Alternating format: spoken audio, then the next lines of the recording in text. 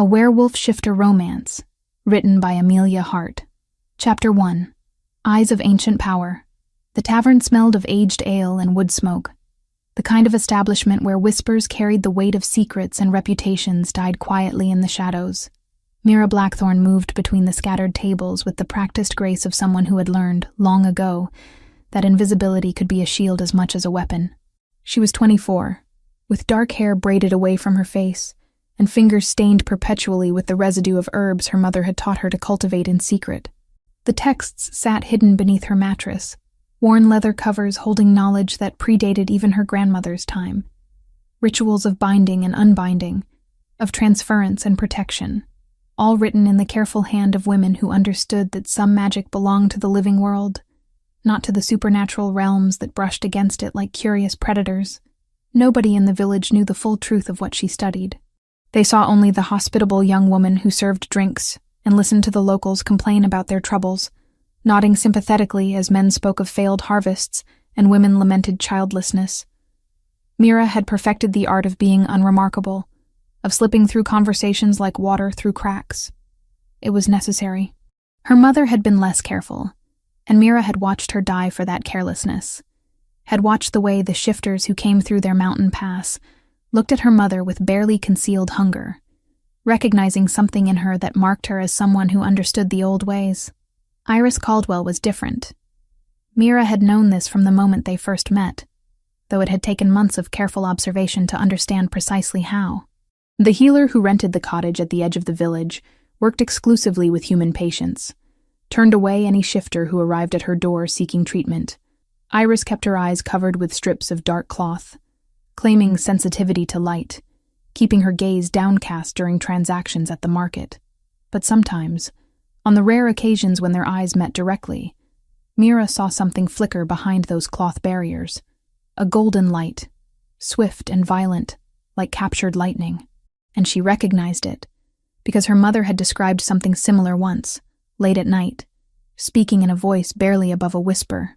"There are those among the shifters whose power is in their gaze," her mother had said, running her fingers through Mira's hair. "They are rare, and they are feared. The ancients called them sirens, back when the world was still young enough to have proper magic. Their eyes can break the strongest will. A glance can topple kingdoms." Mira had been 14, too young to fully comprehend the weight of that knowledge, but old enough to understand that some information could be a death sentence if spoken aloud. Now, 10 years later, Mira found herself drawn to the stranger with covered eyes. She brought her herbs and carefully written notes, claiming ailments that required treatment.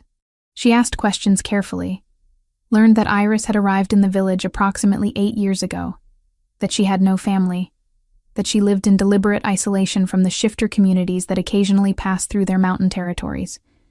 And slowly, piece by piece, Mira assembled a picture of someone who was not merely different, but fundamentally hunted, someone hiding from her own nature. The storm had been building for days, an unnatural tension in the air that made the animals nervous, and the older residents speak of omens. Mira noticed it in the way the birds flew in fragmented patterns, the way the wind carried something ancient and wrong. She had read about such storms in her mother's texts, weather that wasn't weather at all, but magic made manifest, invoked by those who sought to flush something hidden from its sanctuary. She was carrying a bundle of carefully prepared herbs to Iris's cottage when she heard the commotion. The healer was attending to a pregnant woman, one of the few times Mira had ever seen her within the human community, attending to actual medical emergencies. The cottages were small and close together in this quarter of the village, and sounds carried. The man appeared suddenly, materializing out of the afternoon mist with the kind of unnatural speed that made Mira's breath catch. He was tall, shoulders broad beneath a leather coat, and his eyes held the sharp intelligence of a predator. When he shifted, and she saw it happen, saw the moment his human form flickered like a candle flame. His wolf was massive, silver-gray fur catching what little light remained, and he bore the marks of a warrior. A beta, at minimum. Someone who had spent his life ascending through ranks, fighting for position within whatever pack had claimed him. He had caught Iris's scent. Mira recognized the moment it happened by the way his entire body went rigid, by the way his nostrils flared and his head tilted in that peculiar angle that shifters adopted when something extraordinary registered in their world. A ripple moved through him, like recognition, like hunger, like the moment before a predator decides to strike. The cottage door was still open. Iris was still inside, attending to the laboring woman. Mira moved without conscious thought, stepping into the man's line of sight, her arms spreading slightly, making herself present in the only way a human could, with her body, with her will, with the absolute conviction that she would not move. It was foolish. It was perhaps the most foolish thing she had ever done, but watching Iris's life unravel before her eyes was not something Mira could permit. The beta looked at her, and she saw the moment he decided she was insignificant. His attention swung back to the cottage, and he began moving toward it with that same predatory grace. That was when Iris screamed. It wasn't the sound of a human woman in distress. It was something older, something that seemed to tear through the fabric of reality itself, a sound that belonged to storms and to the breaking of ancient things. The beta froze mid-stride, his entire body going rigid. And through the cottage window, Mira saw them.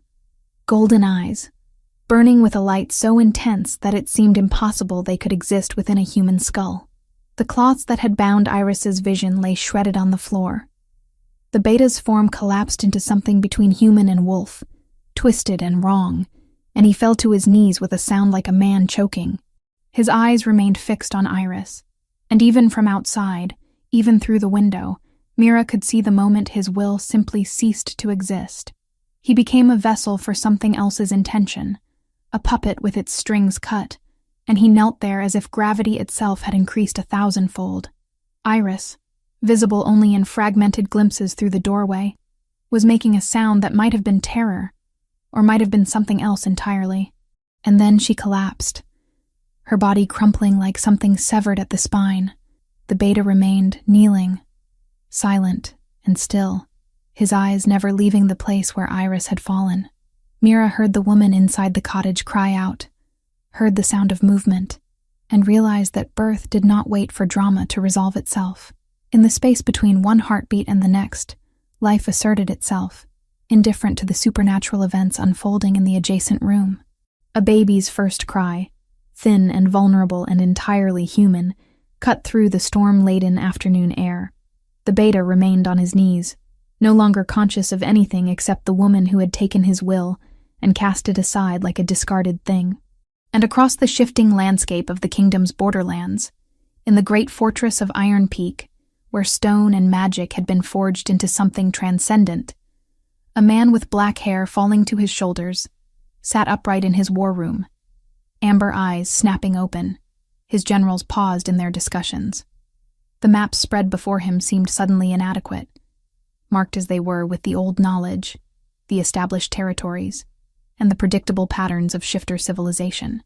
Kale Stormborn rose to his feet, and the movement itself seemed to alter the atmosphere, the way a predator's rising changes the temperature of a room.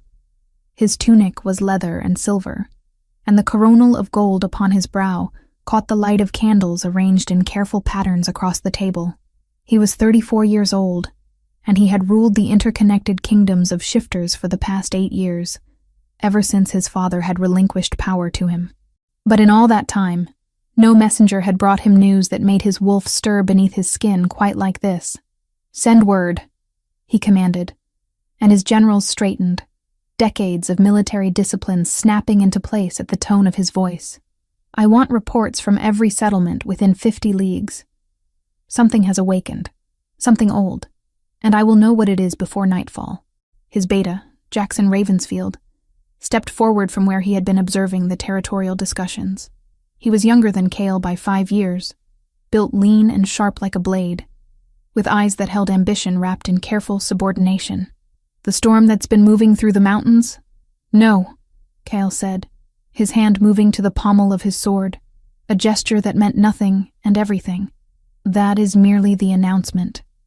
Something else is the substance beneath, something that carries the weight of ancient magic." In the village at the mountain's edge, Mira knelt beside the unconscious healer and made a decision that would reshape the trajectory of her life. She reached beneath her dress, feeling for the small pouch that contained her most carefully guarded possession. Not the texts, not the herbs, but something far more valuable. An amulet of her mother's, inscribed with sigils meant for protection and concealment. She pressed it into Iris's hand and began, with whispered words drawn from memory and desperation, to invoke protections that she had never dared speak aloud before. The beta remained on his knees, waiting. But in the great fortress, Cale was already moving toward his stables, already calling for his fastest mount, already sensing that something fundamental had shifted in the carefully balanced world of shifter politics. The game, as it were, was beginning to move.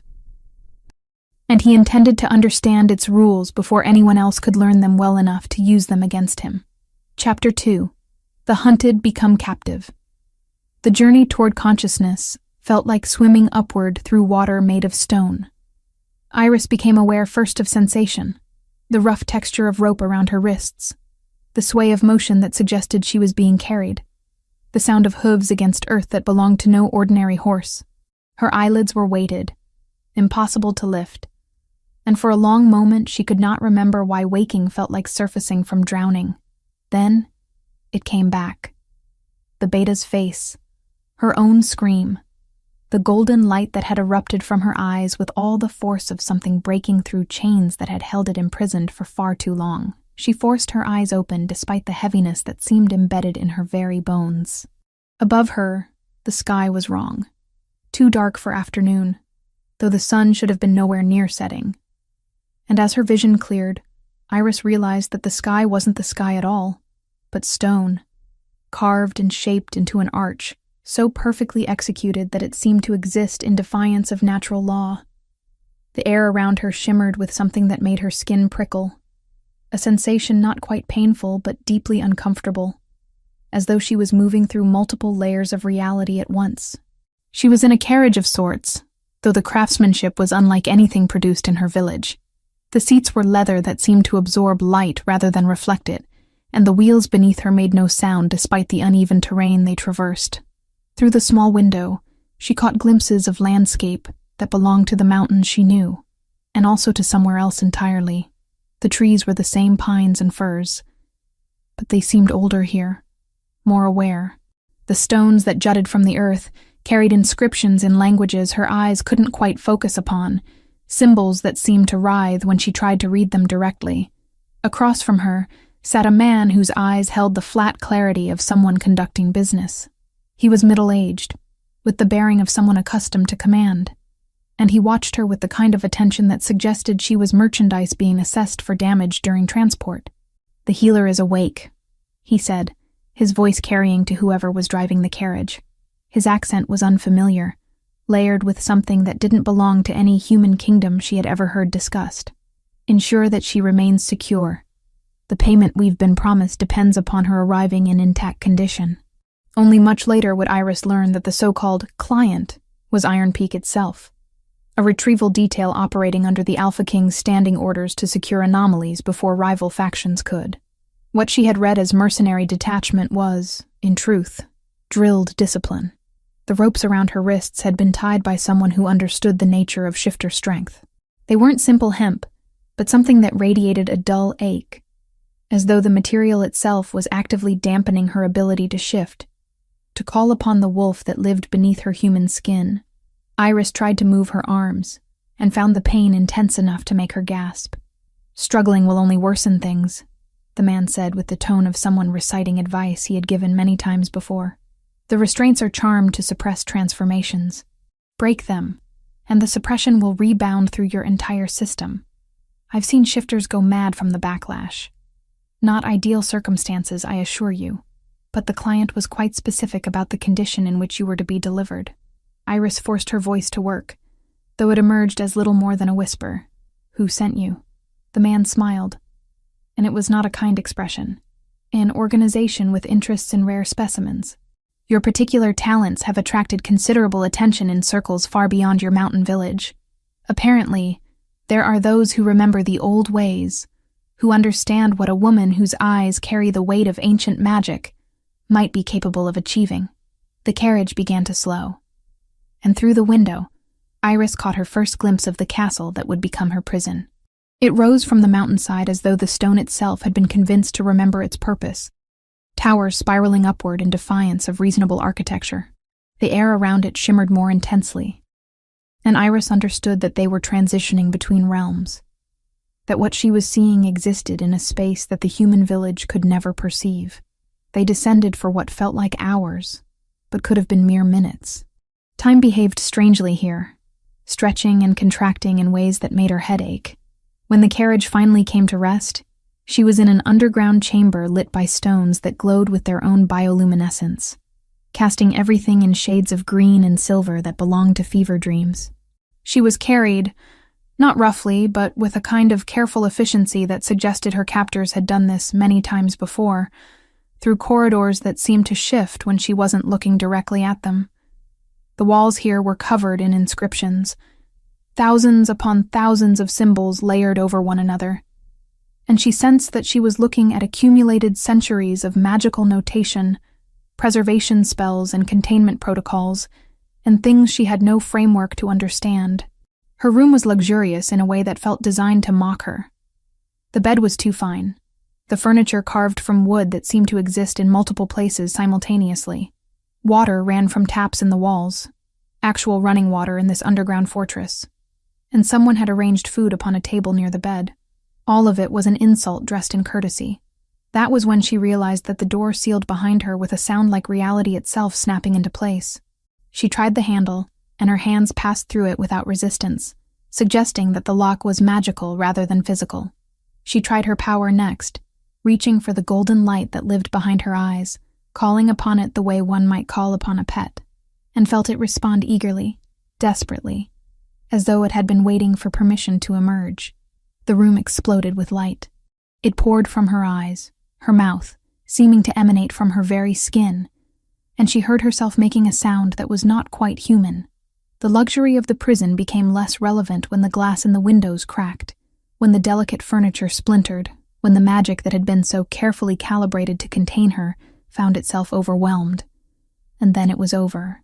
She collapsed to her knees, gasping, realizing that the light had released itself, and then immediately, desperately, retreated back inside her. Her hands were shaking. Blood ran from her nose, dripping onto the fine stone floors. That was when the guard tried to enter. She heard the sound of the lock unsealing, heard the door swing inward, and felt something shift fundamentally in her understanding of what she was capable of doing. The shifter, a large man, probably a beta, probably trained in restraint and control, stepped through the doorway and his eyes met hers. Not deliberately, not with any particular intention on her part, just an accident of positioning, a moment of proximity that should have meant nothing. His body locked up as though someone had poured concrete through his veins. He fell to his knees, his eyes rolling back, and Iris realized with horror that she had taken his will from him. Not stolen it, exactly, but overwhelmed it, subsumed it beneath her own, or perhaps beneath something that lived in her eyes and predated her own existence. She looked away immediately, and he collapsed completely, unconscious, or worse. Over the next 2 days, she learned the parameters of her power through catastrophic application. Any shifter who entered her room fell into the same state. Any shifter whose eyes met hers became her unwilling subject, their will simply ceasing to operate as distinct from her own. She tried closing her eyes, wrapping cloth around her face, even attempting to cloud her vision with tears in hopes of distorting whatever it was that gave her gaze its weight. None of it worked. The power had been awakened, and awakening had made it ravenous. By the 3rd day, her captors had stopped trying to attend to her directly. Food was left outside the door, and no one retrieved the plates. The fortress had essentially become a prison for the prisoner, with the guards as afraid of her as she was afraid of what she had become. That was when the air in the castle changed. It was subtle at first, a shift in the quality of the magic that permeated the stone, as though something vastly older and more powerful had begun moving through the corridors. The shifters in the fortress, she could sense them now, their presence like pressure against her consciousness, began moving with urgency that suggested something significant was happening. The door to her chamber unsealed, and she braced herself, certain that whatever came next would be worse than what had already transpired. The man who entered was nothing like the guards she had encountered. He was tall, with dark hair falling to his shoulders, and he wore a mantle of wolf pelts across his broad frame, silver fur that seemed to catch light even in the dim luminescence of the magical stones. A crown of gold rested upon his brow, crafted in a style that spoke of centuries of craftsmanship, and when his eyes met hers, Iris felt something inside her recognize something inside him. She tried. Gods. She tried. She reached for the golden light, called upon her power with all the desperation of a drowning woman, and felt it surge forward like a thing with intention. Nothing happened. His eyes remained steady on hers, gray eyes with hints of something deeper, something that carried the weight of mountains and storm systems, and all the fury that ancient things could gather when they chose to move. He was utterly unaffected by the power that had broken every other shifter she had encountered. "I am Cale Stormborn," he said, and his voice carried an authority that seemed to reshape the air itself. "Alpha King of these lands, and you, I believe, are the reason an entire garrison of my soldiers has been rendered unconscious." Iris found that she was shaking. The golden light receded from her eyes, retreated into whatever chamber in her soul it occupied, when she was not actively destroying someone's will. And looking at this man, this being who seemed to exist in a different category of existence entirely, she felt something she had not felt in years. She felt afraid, but more than that, she felt something that might have been relief, though she could not quite name the reason why. Chapter 3. Castles and Conspiracies. The fortress of Iron Peak was nothing like anything Iris had imagined when she heard ancient stories whispered in her village.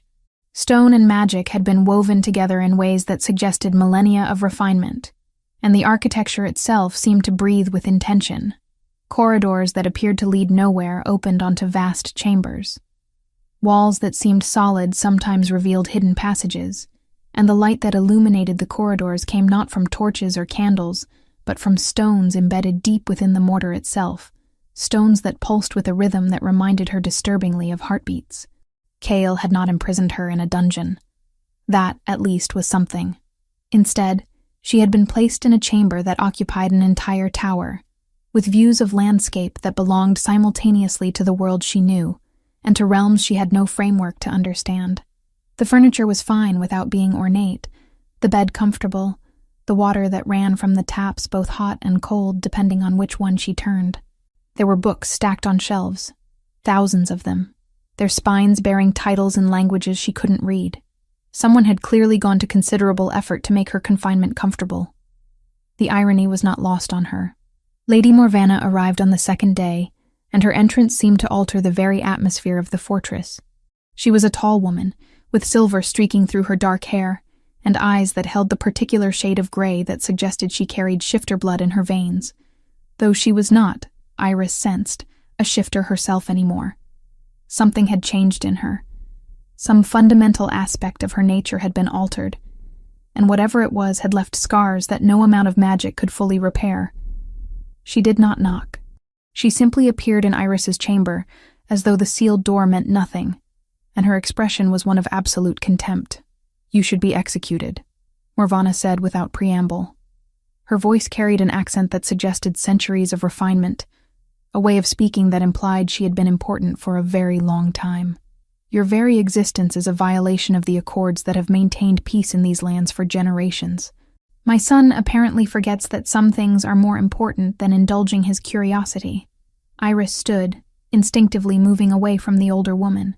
"I haven't done anything to warrant—" "You exist," Morvanna interrupted, and there was something in her tone that suggested this was not a debate, but a simple statement of fact. "Your bloodline is a blight upon the hierarchy that has kept our kind from destroying itself. Your power is an abomination that should have been excised from the world when your grandmother was still drawing breath." The words struck something deep in Iris's chest, some part of her that had always believed, at least partially, that the older woman was correct. She opened her mouth to respond, but Morvanna had already turned toward the door. "I will speak to Cale," the woman said, her hand resting on the frame. "We will establish proper protocols for your containment, and if he proves foolish enough to resist, I will ensure that the Council of Alphas learns of his weakness. Your presence here will become a political liability that even the Alpha King cannot ignore." She left before Iris could respond, and the door sealed behind her with that same sound of reality snapping into place. That afternoon, Cale came to her chamber. He brought documents with him, ancient parchments that smelled of time and preservation spells, their edges reinforced with thread that seemed woven from light itself. He spread them across a table and gestured for her to join him. "These are records of your bloodline," he said without preamble. His eyes, those storm-gray eyes that had proven so terrifyingly immune to her power, studied her face as though trying to read something written in her features, dating back to before the Accords were established. Before the hierarchy was formalized, Iris approached cautiously, half expecting some kind of trap. But Cale simply moved aside, creating space for her to examine the documents without obstruction. The handwriting on them was elaborate, formal, written in a style that suggested centuries-old importance. But as she read, and her reading was halting, the language shifting between Old English and something older still, she began to understand what Cale was showing her. The power in her eyes was not a curse. It was a remnant, a fragment of magic so ancient that it predated the entire structure of shifter society, the hierarchy and the classifications that had seemed so immutable to her. "Before there were alphas and betas and omegas," Cale explained, his voice taking on the cadence of someone reciting history he had learned long ago. "There were shifters whose power was singular, not measured against others, not ranked within a hierarchy, but simply present, overwhelming, absolute. Your ancestor was one of them, the Siren Queen, as she came to be known. The beta tried to capture me because of her," Iris whispered. It was not quite a question. "The beta tried to capture you because he sensed something in you that his instincts recognized as dominant," Cale corrected. "Because the magic in your eyes speaks to something deeper than the constructed hierarchy. It speaks to the old laws, the ones that existed before anyone decided that power could be classified and ranked and made sense of." He gathered the documents back into a careful stack, his movements precise. "Your mother hid you away because she understood what you were. Your father supported that decision because he loved her. And the man who raised you, Abbot Greystone, did so because he wanted to control what he had found." Iris looked up at him sharply. "How did you—" "I have sources," Cale said simply. "People who watch the movements of those who traffic in forbidden things. Abbot Greystone is a member of an organization called the Archives. They collect what they believe to be dangerous magical artifacts and individuals. They've been very patient in their acquisition of you. Very methodical." "Then why didn't you just give me to them?" Iris asked. And she was surprised to find that she was angry. Angry at Abbot, angry at her parents for hiding her, angry at circumstances that had conspired to make her into something hunted and feared. "Because I have no interest in giving you to anyone," Cale said. And something in his expression shifted, softened in a way that was almost dangerous in its own right. "And because I suspect that Abbot Greystone is not entirely what he appears to be." The days that followed took on a strange rhythm. Iris was given the freedom to move through the castle, with the clear understanding that she could not leave it. Cale began spending time with her, bringing her texts to read, explaining the political structures that governed the various shifter kingdoms, discussing the history of her bloodline in clinical detail, as though her power was simply another element of study rather than something that made her fundamentally other. They did not touch. They barely spoke of anything personal, and yet something in her began to shift, some fundamental aspect of her perception of what was happening. On the 7th day, Abbot Greystone appeared at the gates of Iron Peak. He came with documentation, with official seals from organizations whose authority even Cale seemed to acknowledge, and he demanded an audience in the great hall of the fortress. Iris watched from a balcony overlooking the hall as Abbot presented his case to Cale and his inner council, as he spoke of her guardianship and his legal right to her custody. Cale listened with an expression that suggested polite interest. And then he produced documents of his own. The records were extensive. They showed gaps in Abbott's guardianship, years where he had registered no official transactions on her behalf, no maintenance of her properties, no legal filings related to her welfare. They showed rituals registered in his name at locations across the realm, rituals that no legitimate guardian would ever perform. They showed financial transactions that traced directly to organizations known to traffic in dangerous magic. And they showed that most of Abbott's official documentation was counterfeit. Beautifully done, expertly forged, but counterfeit nonetheless. "You have two choices," Cale said, his voice steady and absolutely devoid of mercy. "Leave my territory immediately, or be detained for investigation into trafficking forbidden materials. Choose now." Abbott's face cycled through several expressions: rage, calculation, and finally something that looked almost like resignation.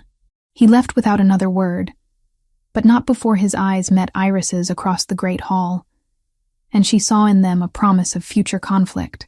Jackson Ravensfield, Cale's beta, was less accepting of the situation. Iris became increasingly aware of his presence in the castle, the way his eyes tracked her movements, the barely concealed tension that accompanied any moment when she and Cale were in proximity. On the 10th day, he found her in the library and spoke to her with a bluntness that was almost refreshing in its honesty. "He'll destroy you," Jackson said without preamble, "or you'll destroy him. Either way, this ends badly. The Alpha King does not bond with creatures like you without consequences." "I'm not bonding with anyone," Iris replied, though even as she said it, she felt the lie in her words. "No?" Jackson smiled, and it was not a kind expression. "Then why does he spend every evening with you? Why does he bring you history and context and act as though your existence is not a political catastrophe waiting to happen?" He stepped closer, and she felt the weight of his presence, the pressure of his nature as a shifter who had spent his entire life ascending through hierarchy and competition. "Leave," he said quietly. "I can arrange it. I can help you escape this place, help you disappear into the world where they can't find you. It would be better for everyone. For you, for him, for the stability of these lands." "I can't shift," Iris said. "The moment I'm outside these walls, I'll be hunted, and I'll be alone doing it." "Then bond with someone else," Jackson suggested. "Someone whose power would better complement yours, someone who could help you survive." She understood what he was offering then, and she understood, too, that it came from a place of genuine concern mixed with something else. Ambition, perhaps, or competition, or the simple desire to remove from the picture someone who was complicating his own ascent through power. She refused him gently, and he left, but she could feel the tension that his departure left behind. The sense that something in the fortress had shifted slightly out of alignment. By the 14th day, Iris had read through most of the texts Cale had left for her. She understood the history of her power better now, understood that she was not an aberration, but a remnant, a fragment of an older world that had not quite managed to be fully suppressed by the new hierarchy. She understood that her mother had loved her, but had also feared her, and that her father had made the choice to support that fear, even at the cost of his own life. She understood, too, that Cale was not imprisoning her out of cruelty, and was not keeping her around out of mere curiosity, but she did not understand what he intended, or what would happen when the political realities of her situation forced him to make a choice between protecting her and protecting his throne. The fortress had begun to feel less like a prison, and more like a waiting room, and Iris was beginning to suspect that whatever came next would determine whether she had been saved or simply transferred to a more gilded cage. Chapter 4. The Breaking of Walls. The ancestral ritual chamber existed in a state of half-reality, carved deep within the mountain at a time when the boundary between worlds was far more porous than it had become in subsequent centuries. The walls themselves seemed to pulse with accumulated magic, their surfaces etched with symbols that predated any written language Iris had encountered. When Kyle led her through the entrance on the first day of her training, she felt the pressure of centuries bearing down upon her, the weight of every ritual that had been performed within these stone walls, every invocation, every binding.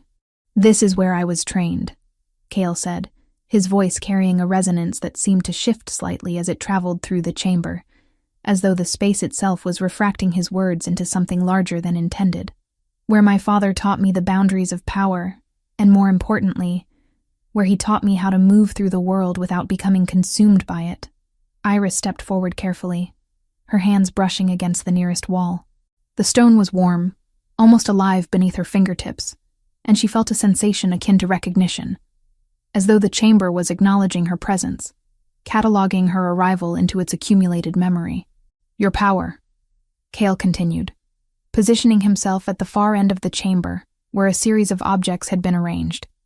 Stones of varying sizes, crystals that caught and bent light in impossible angles, smaller items whose purpose she could not immediately identify, has been approaching consciousness in fragmented bursts.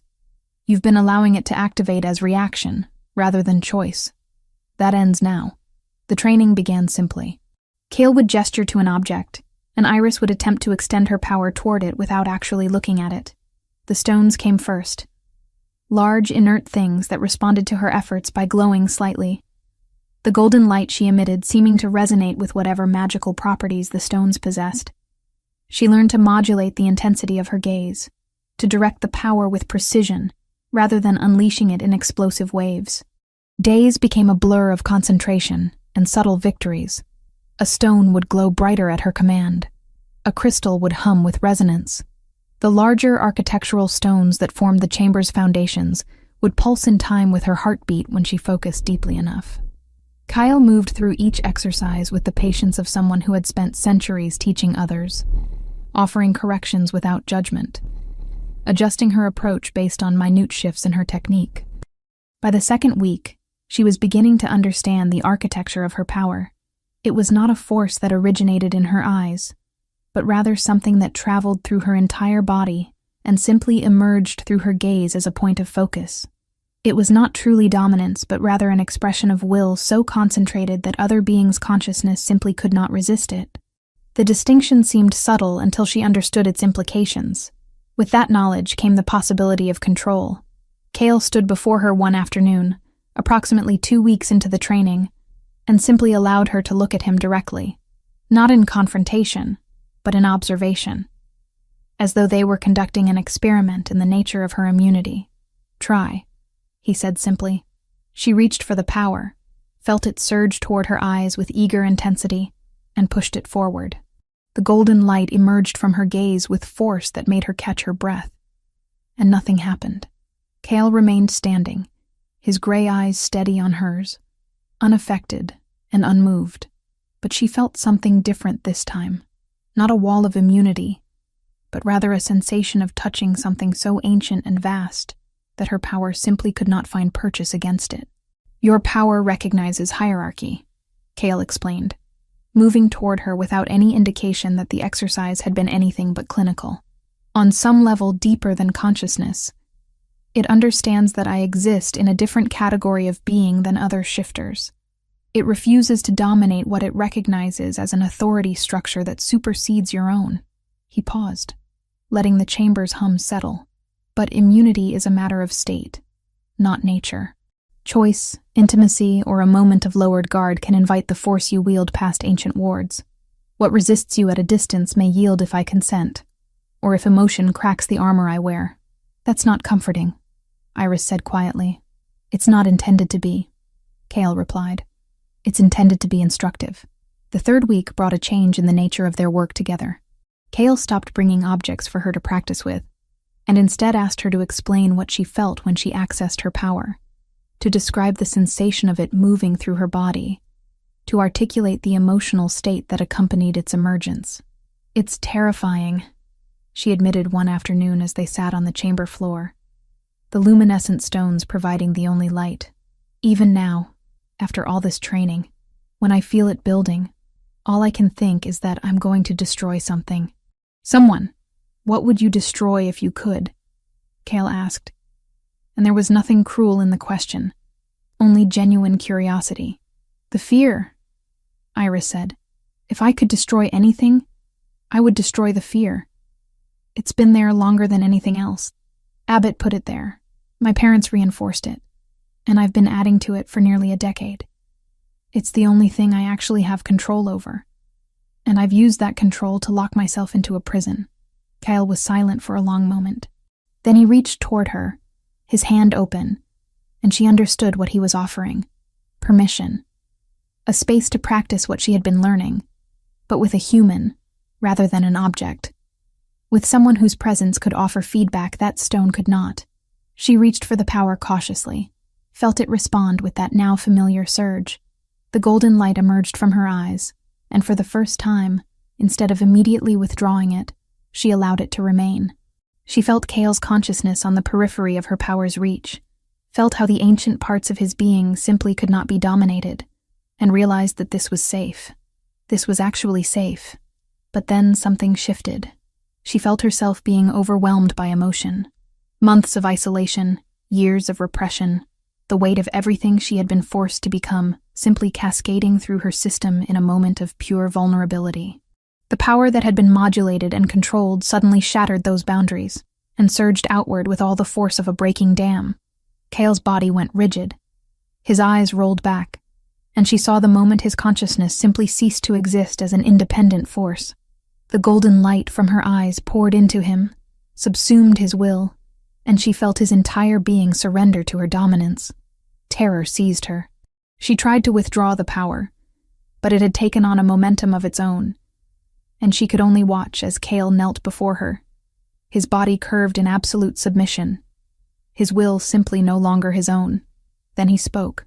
His voice was strange, distorted by the compulsion that gripped him, but the words came with absolute clarity. "I choose this," he said, and she heard in his voice something that transcended the forced submission. "I choose you. I choose to let you have this power over me because I trust you with it, because I love you." The admission shattered something in Iris's chest. The power that had been roaring through her like a fire suddenly contracted, pulled back inward, retreated entirely. Cale collapsed, gasping for breath, and she found herself on her knees beside him, shaking with sobs that seemed to come from depths of her being she hadn't known existed. "I didn't mean to," she whispered. "I know," Cale said, his voice hoarse. "That's how I know you're safe. You didn't mean to, and the moment you realized what was happening, you released me. You could have held on. You could have kept me in that state indefinitely. And you didn't." He reached for her hand, and she let him take it. For the first time since her power had awakened and fractured her entire world into before and after, she did not feel like a weapon. She felt like a person who was feared and hunted and fundamentally dangerous, but a person nonetheless. They remained in the chamber, as the light from the stones shifted and changed, as hours seemed to pass, or perhaps merely minutes. Time moved strangely here, and neither of them was paying particularly close attention to its passage. And when they finally emerged into the corridors of the fortress, something fundamental had changed between them. Jackson was waiting near the entrance to the ritual chamber. His expression, when he took in the disarray of their appearance, the way Cale moved with a certain exhaustion that suggested something far more intense than simple magical practice, was carefully neutral, but when he spoke, his words carried a weight that suggested he understood far more than either of them had wanted him to witness. "The Alpha King should be careful about what connections he forges," Jackson said quietly, "especially with creatures whose nature is to dominate. Eventually, someone will ask why he's willing to risk so much for something that by law should not exist." Iris felt Cale tense beside her, felt the sudden shift in the atmosphere that suggested violence might emerge at any moment. But instead, Cale simply moved past his beta, his hand still connected to hers. "They can ask whatever they wish," Cale said, and there was something in his voice that suggested finality. "The answer will not change." When she finally returned to her tower chamber that evening, Iris found herself unable to sleep, unable to do anything but stand at the window and look out at the landscape that existed between worlds. She thought about what Cale had said while trapped in the compulsion of her gaze, about the choice he had made even while his will was not technically his own, and she wondered what happened next.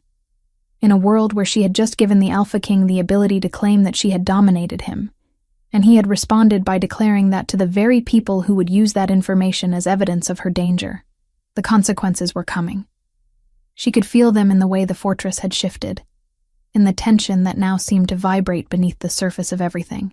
But for the first time since Abbott had raised her in isolation, she was not facing that future alone. Chapter 5. The Web Unravels. The casual mention came during an afternoon when Cale was reviewing territorial reports in the tower chamber where Iris had taken to spending her time.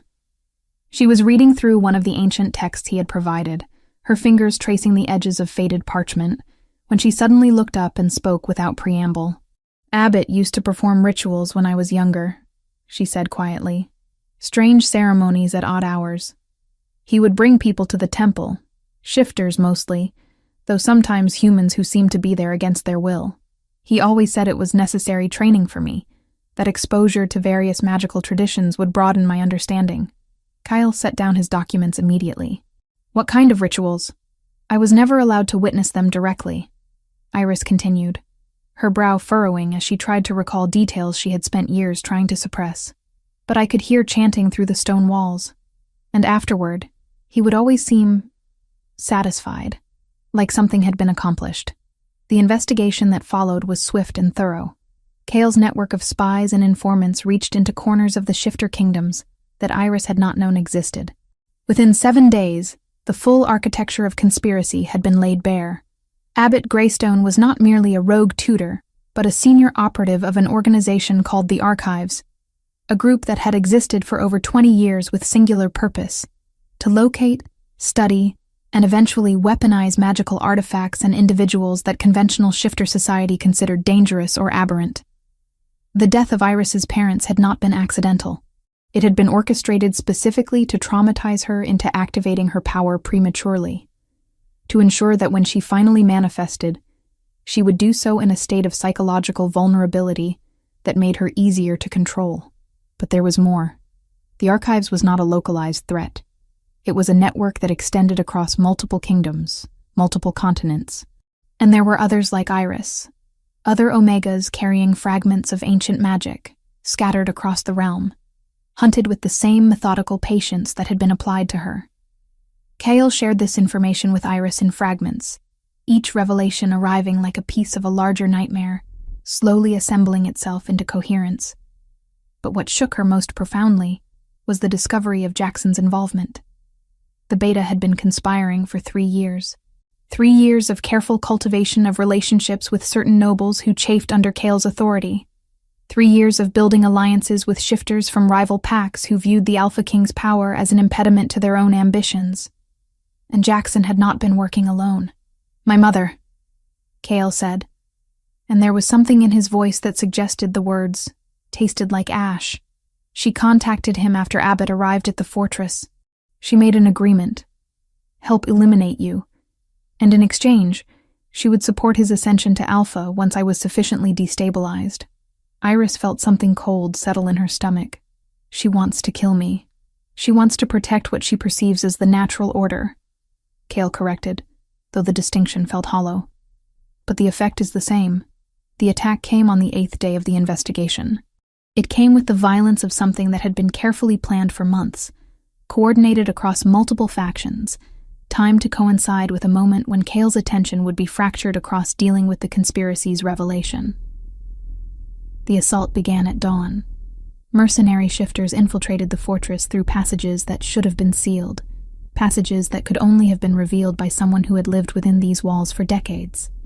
Magical attacks struck simultaneously at multiple points: the defensive wards that protected the castle, the garrison barracks where Kale's most loyal soldiers trained, the throne room itself where documents related to his authority were stored. It was a coordinated destruction designed to create maximum chaos in minimum time. Iris heard the initial explosions from her tower chamber and immediately understood that something fundamental had shifted.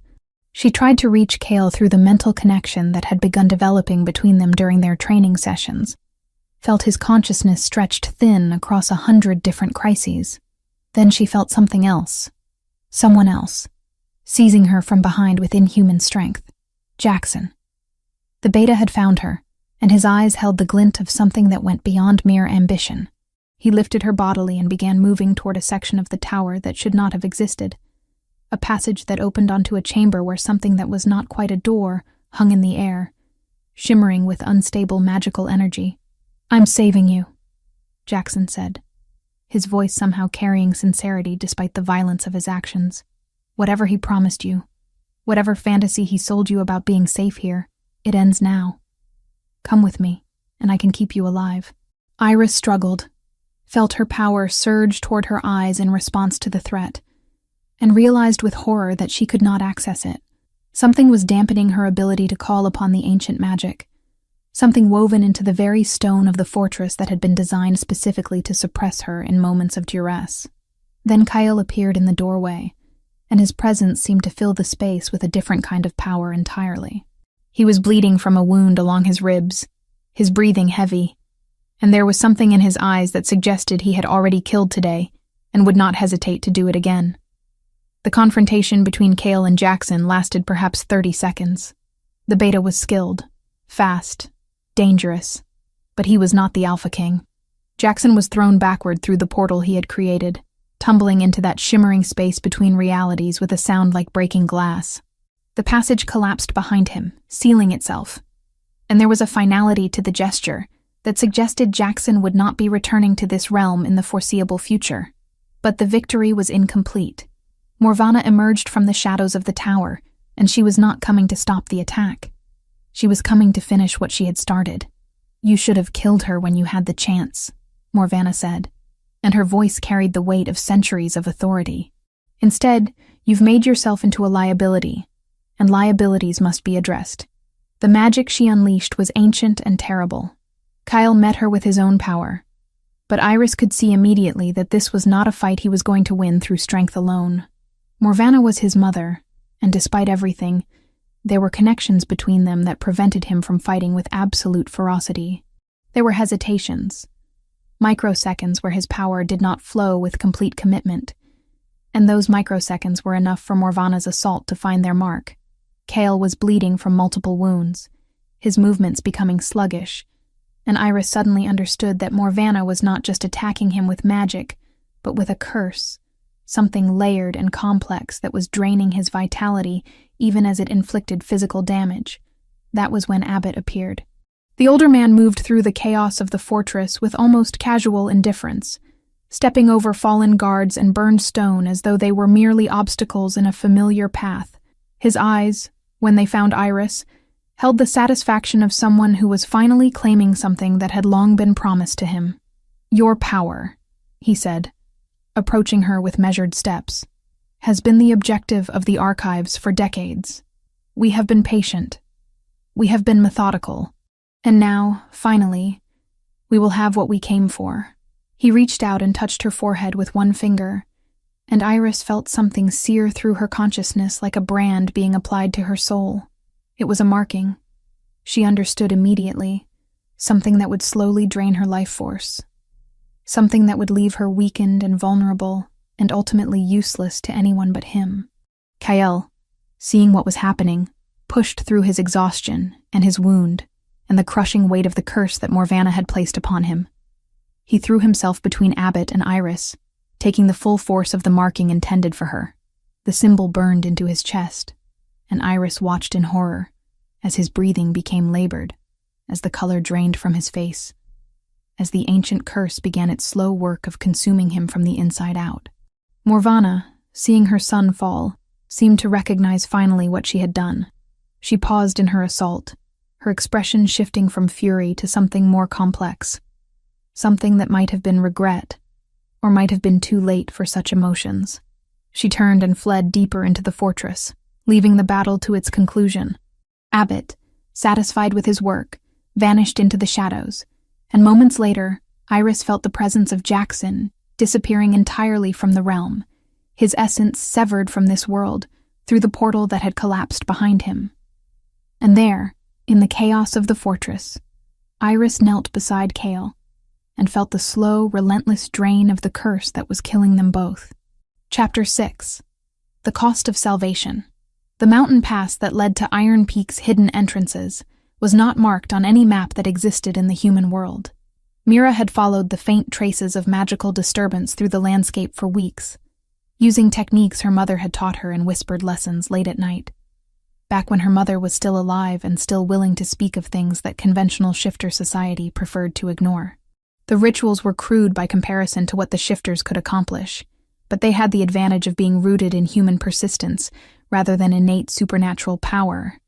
Step by step, prayer by prayer, Mira had traced the path that Iris had been forced to travel. She carried with her a bundle of materials prepared with meticulous care. herbs gathered at specific times of the lunar cycle, water drawn from springs that existed in spaces between seasons, words written in her mother's careful hand, copied and recopied, until Mira had memorized every syllable, every inflection of the ancient language that belonged to humanity, before it had learned to divide itself into those with power and those without. The fortress itself was in chaos when she finally breached its outer defenses. The magical wards that should have prevented her entry were flickering, destabilized by the assault that was occurring within. Bodies lay scattered across courtyards, shifters in various states of transformation, some killed cleanly, others bearing evidence of having been caught in magical crossfire. The smell of burned stone and spilled blood hung in the air like a veil.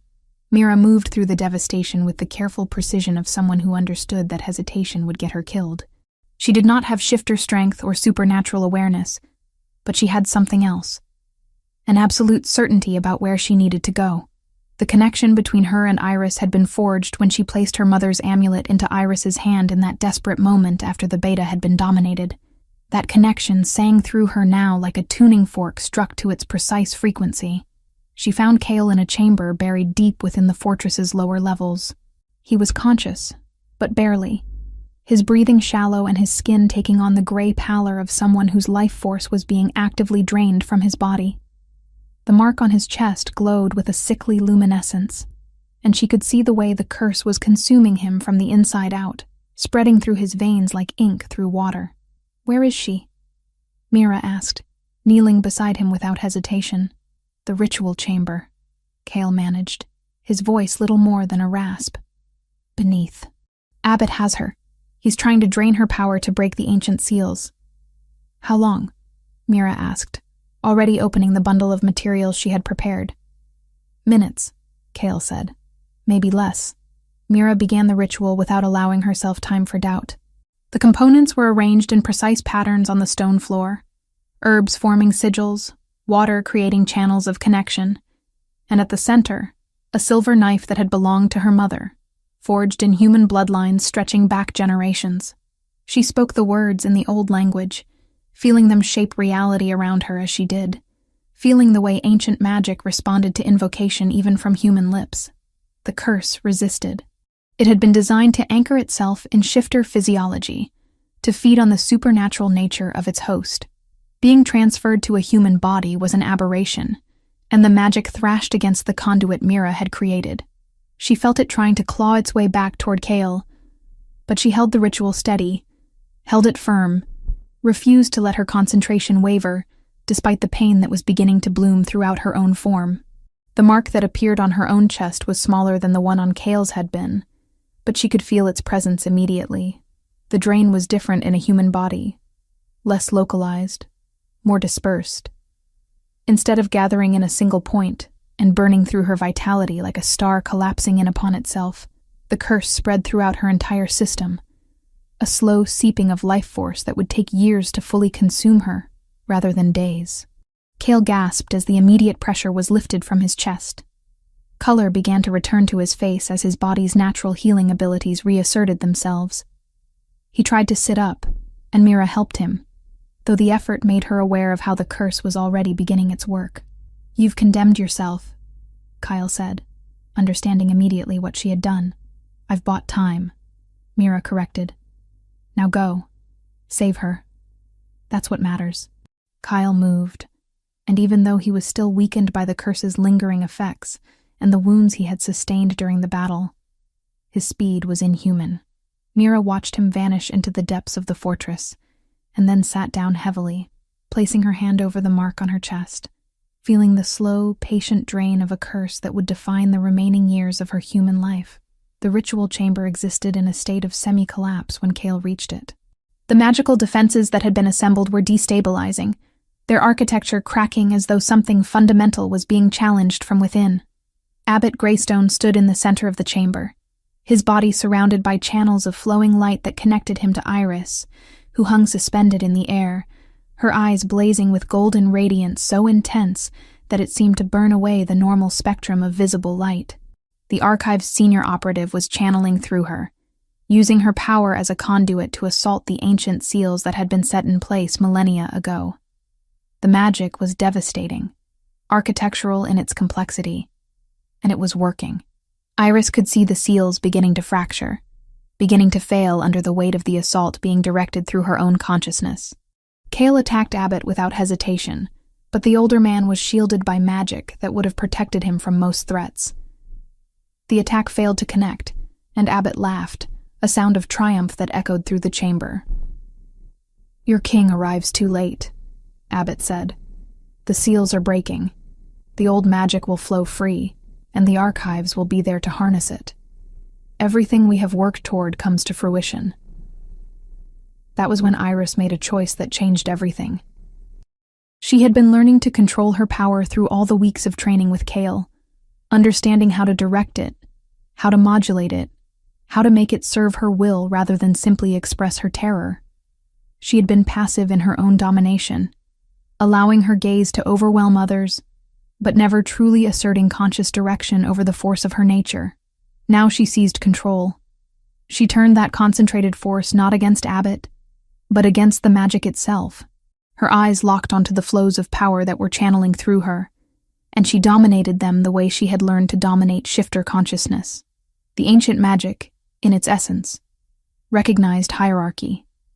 It recognized that the being channeling it was fundamentally weaker than the power she wielded, and when confronted with absolute dominance expressed through eyes that carried the weight of authority, it did what magic had always done when faced with indisputable hierarchy. It submitted. The seals did not break.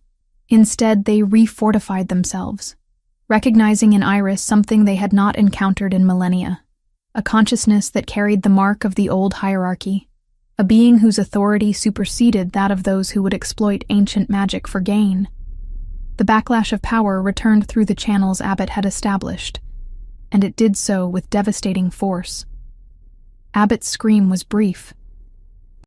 His form simply could not withstand the magnitude of energy that flooded through his consciousness. He was consumed by the magic he had attempted to harness, destroyed absolutely, not even leaving a body in the aftermath. He was simply gone. Iris collapsed, and Cale caught her before she struck the stone floor. She was unconscious, her breath shallow but present, and for a long moment, the Alpha King simply held her, feeling through the bond they had forged that she was alive, that she was safe, that everything they had fought for had not been in vain. Then he lifted her and began the journey back to the surface, back to the world where they would have to face the consequences of everything that had just transpired. Chapter 7. The Ritual of Becoming. 3 days passed before Iris's eyes opened. 3 days of dreamless sleep, of her body working to repair itself after the catastrophic drain that Abbott had attempted to impose upon her. When consciousness finally returned, it came slowly, like surfacing through layers of increasingly thinner ice. She became aware first of sensation, the softness of sheets beneath her, the warmth of natural sunlight streaming through windows, the sound of breathing that was not her own. Cale sat in a chair beside her bed, watching. He had been there for most of those 3 days, his presence a constant anchor, his consciousness brushing gently against hers through the bond that had begun forming between them during their training sessions. He did not speak as her eyes opened, simply waited with the patience of someone who understood that language could come later. "How long?" Iris asked, her voice rough from disuse. 3 days, Cale confirmed. "You pushed yourself beyond safe limits when you seized control of the seals. Your body needed time to recover." Iris moved slowly, testing each muscle, and found that she was stronger than before. The repression that had defined her entire existence was gone. Her power no longer pressed against her consciousness, like something trying to escape a cage. It flowed through her, integrated and present, responding to her will rather than overwhelming it. "Morvana," she said, sitting up more fully. "What happened to—" "She's here," Cale said quietly. "She wants to speak with you. And Iris, you should know that she's willing to listen." The confrontation happened in one of the fortress's smaller chambers, a room designed for intimate conversations rather than political declarations. Morvana was waiting when Iris arrived, And the first thing Iris noticed was that the woman looked diminished somehow, as though 3 days of reflection had stripped away some of the armor she had worn for so long. "I tried to kill you," Morvana said without preamble. "I tried to kill my own son. And why? Because I was afraid. Because I couldn't accept that the world had changed in ways I was not prepared to understand." Iris said nothing, simply waited. "Your grandmother," Morvana continued, her voice carrying the weight of memory, "manipulated me when I was young. She used her eyes the way you use yours, and she bent my will to hers. She took something from me, not just physically but spiritually, a part of myself that I could never fully recover. For decades, I told myself that if I could prevent another creature with that power from existing, I could somehow erase what happened to me. I'm not my grandmother," Iris said quietly. "No," Morvana agreed. "You're not. I can see that now. I can see that you're afraid of your own power in ways she never was. I can see that you've spent your entire life trying not to become what everyone assumed you would be." Morvana reached out, and Iris found herself accepting the older woman's touch. It was not an embrace, not quite reconciliation, but it was acknowledgement. It was the beginning of understanding that trauma could be passed down through generations, and that breaking those cycles required more courage than simply continuing them. "I will accept this," Morvana said. "I will accept you and my son's choice, but understand that I do so imperfectly. The wounds your grandmother carved into my soul are still present. They will not heal in my lifetime, but I can choose not to perpetuate them." After Morvana left, Mira appeared in the doorway, with the careful timing of someone who had been waiting just outside. She embraced Iris with the fierce protectiveness of a friend who had sacrificed more than most would have been willing to give. "The curse," Iris said, feeling through their connection the slow drain that was beginning to define Mira's existence. "I'll live," Mira said. 10 years, maybe a little more. That's longer than I expected to have. That's enough." She left Iris and Kale alone then, understanding intuitively that some conversations required privacy. Kale took Iris's hand and led her deeper into the fortress, down corridors that seemed to exist in multiple places simultaneously, toward the ancestral ritual chamber, where they had spent those intense weeks of training, but where before the chamber had been a space for learning and practice. Now it had been transformed. Candles burned in precise patterns, their flames creating illumination that seemed to come from multiple sources simultaneously. Symbols had been drawn on the stone floor in materials that glowed with their own inner light, and the air itself seemed to hum with accumulated power. "This is the ritual of bonding," Kale explained. "It is permanent. It is eternal. It exists not just in this life, but across the boundaries of whatever comes after." "Are you certain?" Iris looked at him, at the man who had seen her at her absolute worst and had chosen to see her power not as a curse, but as something beautiful. She thought about all the years of isolation, all the fear, all the careful construction of walls designed to protect others from her, and she thought about what it felt like to have someone look at her and see not danger, but possibility. "Yes," she said. The ritual itself was not performed in words, but in connection. They stood facing each other, and slowly, carefully, they allowed their consciousness to merge. It was more intimate than any physical touch could have been, more vulnerable than standing naked before another person. Iris felt Kale's entire history opening before her. Centuries of power, of isolation, of learning to carry the weight of command without letting it crush him. And Kale felt Iris's fear, her desperation, her incredible strength in surviving circumstances that should have destroyed her. Their powers met in that joining, not as opposing forces, but as complementary elements. Iris's dominance and Kale's authority, her ancient magic and his refined control, her willingness to be vulnerable, and his capacity to hold that vulnerability with absolute care. When the ritual concluded, they found themselves on their knees before each other, tears streaming down both their faces, connected in ways that transcended simple emotion or attraction. They were bonded at the fundamental level, their very essences intertwined in a pattern that could not be unraveled without destroying both of them. Kale helped Iris to her feet, and then he stepped back slightly, creating space. "Now," he said softly, "you can transform." Iris had been terrified of this moment for so long that the reality of it was almost anticlimactic.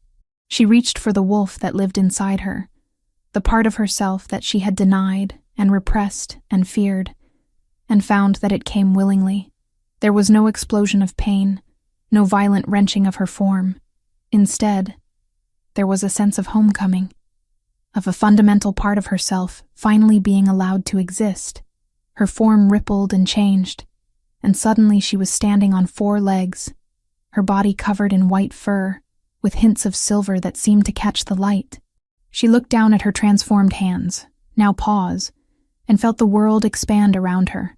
Colors had shifted, sounds had become crystalline in their clarity, and everywhere her consciousness could sense the presence of Kale, still in his human form, watching with absolute wonder. "Beautiful," he whispered, reaching out to touch her transformed form. The transformation released something in Iris that had been locked away since childhood. It was freedom in its truest form, freedom from the fear that had defined her, freedom from the repression that had been slowly killing her from the inside out.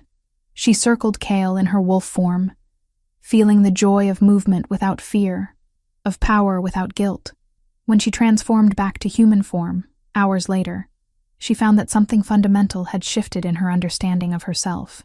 She was no longer a curse, no longer an aberration, no longer something that needed to be hidden or controlled or apologized for. She was simply Iris, with all that entailed, dangerous and powerful and beautiful and complex. Chapter 8. Where Worlds Converge. 6 months transformed the landscape of Iron Peak in ways that extended far beyond simple architectural repair. The fortress, which had been a symbol of power and isolation for centuries, had become something different. A place where the boundaries between what was considered possible and what had previously been deemed impossible had been deliberately, irrevocably erased. The training chamber that Iris had established occupied one of the towers that had sustained minimal damage during the assault. She worked there with 3 young Omegas who had been discovered through careful investigations conducted by Kale's network of informants. Each of them carried fragments of ancient power. Each had been hidden away or hunted or feared for most of their lives, and each came to her with the same fundamental desperation, the need to understand what they were before it destroyed them. She taught them what Kale had taught her, that power was not inherently dangerous, but ignorance of power certainly was. She taught them to modulate their abilities, to understand the architecture of their own nature, to move through the world without apologizing for their existence. One of them, a young woman named Sarah who carried power in her voice, whatever she spoke became binding truth to those who heard her, came to Iris at the end of one training session with tears streaming down her face. "I thought I was broken," Sarah said. "My mother told me I was cursed. My family locked me away. And now I'm understanding that what I am is just different. Not broken. Not wrong. No," Iris confirmed. "Just different. And different can be beautiful." Mira moved through the fortress with the careful precision of someone whose body was slowly betraying her. The curse that she had absorbed from Kale continued its patient work, draining her life force with inexorable slowness. But instead of allowing that drain to define her, Mira had chosen to transform it. She spent her days documenting the rituals her mother had taught her, writing them down in careful detail, preserving human magic in text that future generations could access. She had become, in essence, a living bridge between the human world and the supernatural one. She and Iris maintained the kind of friendship that required no words, only presence. They would sit together sometimes in the library, Mira working on her documentation, while Iris read through texts about the history of her power, and the comfortable silence between them spoke of a bond forged through crisis and strengthened by mutual sacrifice. Morvana had requested a small chamber in the fortress's eastern wing, a retreat where she could exist with some degree of separation from the daily operations of the kingdom. She did not attend court functions, did not insert herself into political decisions, but neither was she exiled entirely. It was, Iris had come to understand, the best that could be offered to a woman who had nearly destroyed everything, and who was slowly learning to live with the consequences of that attempt. The the Guardians made contact on a morning in early spring, when the ice that had locked the mountainous terrain all winter was finally beginning to break apart. A messenger arrived, bearing the sigil of an organization that had worked in the shadows for generations, an order dedicated to protecting those who carried ancient power, who fought against the archives, and similar groups that sought to weaponize the magical fragments that existed scattered across the realms. The message was brought directly to Cale and Iris in the chamber they had made their own, a space that existed between the public areas of the fortress and the purely private ones. A room where they could exist as neither purely rulers nor purely lovers, but simply as themselves. "The seals are failing," the messenger said, and she was a woman of indeterminate age, with eyes that held the particular clarity of someone who had spent their life in service to something larger than themselves. Not all at once, but progressively. One in the northern territories is showing signs of collapse, another in the eastern kingdoms. The archives is accelerating their efforts. There are other Omegas with power similar to yours scattered across the world. Some we have found and protected. Others remain hidden, vulnerable, hunted. Kyle and Iris exchanged a glance that carried entire conversations. They both understood what this meant. The fight that had seemed to conclude at Iron Peak was only a beginning. There were other realms, other kingdoms, other women and men with ancient power running through their veins, all of them in danger. "We'll help," Iris said without hesitation. "Tell us what you need."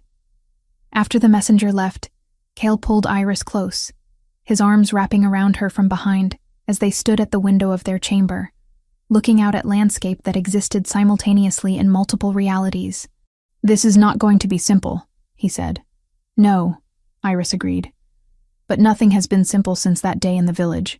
He turned her to face him, and there was something in his expression that suggested he was committing this moment to memory. After 6 months of bonding, of building a relationship that transcended the simple physical or emotional, there were still moments when he looked at her with an intensity that suggested he was amazed she existed, that she had chosen him, that they had somehow managed to navigate all the chaos and come out on the other side together. "I love you," he said, and the words were simple and perfect, and exactly what she needed to hear.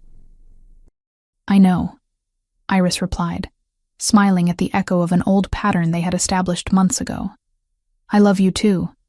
That night, in the chamber they had claimed as their own, Iris transformed into her wolf form, and Cale followed, his body shifting into the massive wolf that he carried within himself. They moved through the corridors of the fortress together, two beings of power moving through darkness that they could navigate better than any human ever could.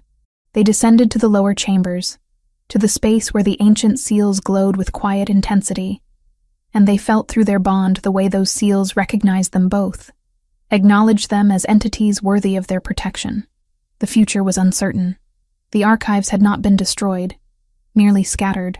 Abbott was dead, but the organization he had served remained active, motivated, searching. Jackson remained somewhere in the spaces between worlds, and while Iris did not think he represented an immediate threat, she also did not believe that his exile was permanent. Threats would come. Challenges would emerge. Other Omegas would need help. Other seals would need reinforcement. And Iris's life would never be the simple, hidden thing she had once dreamed of.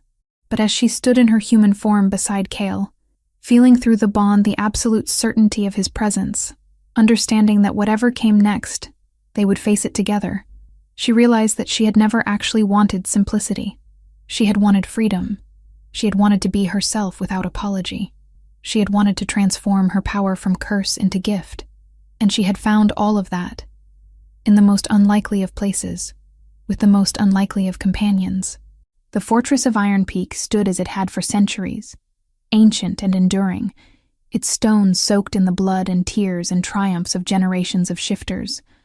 But within its walls now existed something that had been absent before, a space where those who had been deemed aberrations could find refuge, where ancient power could be studied and understood rather than feared, where the impossible had become not just possible but inevitable. And at the heart of that transformation stood Iris Caldwell, who had begun as a girl in hiding and had become a queen, not through conquest, not through domination of her power, but through the simple, revolutionary act of accepting what she was and refusing to apologize for it. The journey was only beginning, but for the first time in her life, Iris was ready for what came next, because she was no longer walking that journey alone. The end.